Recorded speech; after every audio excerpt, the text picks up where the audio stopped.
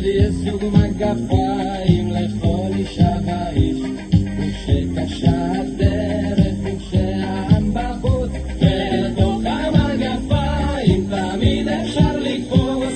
מדור לדור אומרים הם שחורים וכבדים, מסבא ומסבתא ישר לנכדים, ומה שלא יקרה פה ומה שלא צפוי, כל עוד יש מגפיים יש לנו סיכוי.